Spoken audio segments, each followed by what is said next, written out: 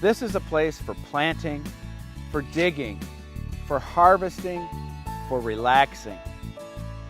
It's a place to get your hands dirty, but most of all, it's about having fun. And that's what you'll always have when you're in the garden with Doug Oster. You want a green thumb too, don't you? Welcome to the jungle that is Chapon's greenhouse in Baldwin. Today we're going to learn all about keeping our gardening passion going while it's cold outside. We are here with Danielle Chapon. She is one of the owners managers at Chapon's greenhouse. Yes. Danielle, Hi, thanks Doug. for having us. Sure. Well, the garden season's over. Yes. But there's lots of stuff we can still do to keep our hands dirty, and I wanted to talk about houseplants today.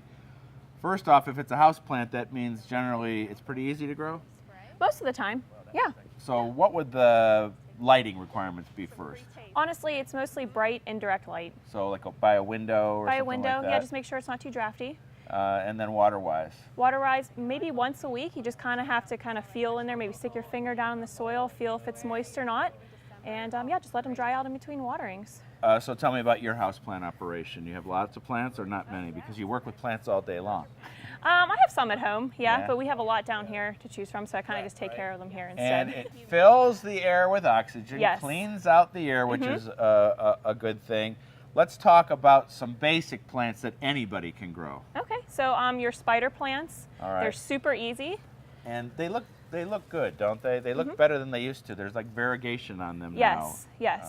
So, yeah, spider plant, you can't kill that, right? You really can't. Okay. No. And they're great for your office too. Oh, yeah. If you need some... Like if you had this fluorescent light, could probably keep it going? Oh, yeah. All right. Oh, yeah. Another one is pothos. And again, it's just so pretty with the variegation Marble on there. foliage. Yeah. And this is another variety. It's kind of like a chartreuse and a green foliage. Cool. Now, you got some other plants up here. One of them that I'm interested in is the coleus. Yes. Because that's usually we grow that outdoors as a bedding plant. Yes. But since it's a shade lover. Yeah, it works well in the house. So you can actually have that outside all spring and then just kind of bring it in and have it as a house plant. Fun one for making cuttings too. Oh, yes. And here's your traditional Christmas cactus. Yes, they're beautiful. You can make them bloom because you have the perfect light. A lot of times we get them as the next year they're a Thanksgiving or Easter cactus. Yes. But again, you know, super easy, easy to grow.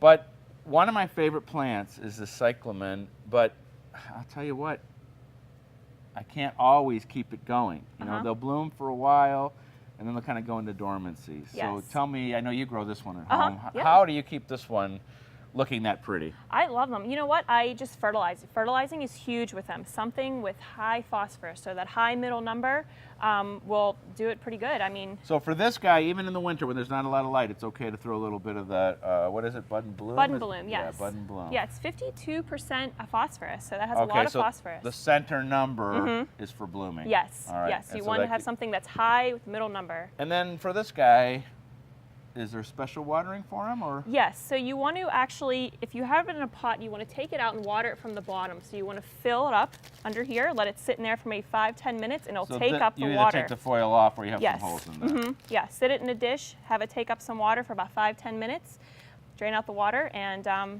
yeah, and then you do that once a week, and that will keep it nice and watered. You don't want to water it from the top because it will start to rot. Yeah, okay. Now, houseplants were big in my day in the 70s, 1970s, but now they've really come back. And there are so many cool foliage plants. Talk about those a little bit. Yeah, so this one right here is an orange spider plant. It's actually in the spider plant family, in this guy's family here. Same toughness? Same toughness. Oh, it doesn't need a so lot of cool light. looking. It likes to dry out in between waterings and has that really cool, just like mandarin orange stems to it. I think it's really neat. In the front there. Yes. That seems to be what I've seen a lot of are pinks and variegated pinks with green. What is that plant? That is a Chinese evergreen, and it's actually a holiday variety, so it kind of is timely with Christmas and everything coming around. And then if you want something that really makes a statement. Yes. You get this Dracaena. It's called Tropical Snow. It gets a flower on it, so does this one, just like your peace lily flowers. So just that really pretty white flower on it. Yeah, they're really nice. There's one more plant though that I have to talk about. That is the coolest thing. Oh, one of my favorites. And is it really a coconut? It is a coconut. It is a coconut palm.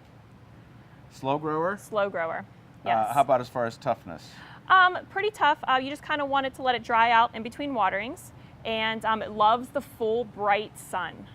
So in front of a window, for sure. We're going to get away from the table, and I want to walk right over there Sure. and show people those plants in the hanging baskets, because Great. I get a lot of questions about those. Okay, All great. right.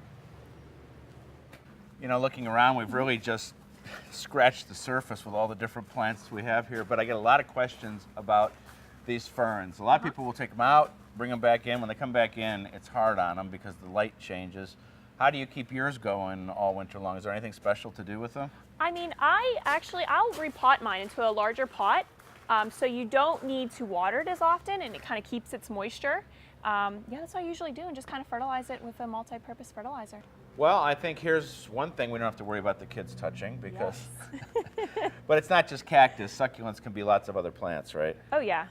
And certainly, if you don't think you have a green thumb, here's something that you could grow. Yes. But as we said, they are killed with too much water, too much fertilizer. So on a plant like this, how do you take care of it? Honestly, we water it about like once a month, maybe once every 2-3 weeks. It just depends on how warm your house is, you know, and how humid it is, and that kind of dictates how much water they need. And they've really, again, this has become a popular plant for growing inside because of all the different textures and shapes and sizes. It's very cool. Yes, and even colors too. Definitely the grafted ones. Yes, I think they're so neat. They are beautiful. All right, Danielle. All right, nice Thank seeing you you, Doug. so much. And I think you and I are going to poke around here a little bit longer. I got to yes. see a few other things. Great. Thanks. Wow, it really is a jungle in here. For more information about everything we talked about today, check me out online. It's where you can find other blog posts, photos, and videos. Now, until next week, I'm going to join Danielle, and we're going to explore the wonderful world of indoor plants. We'll see you then.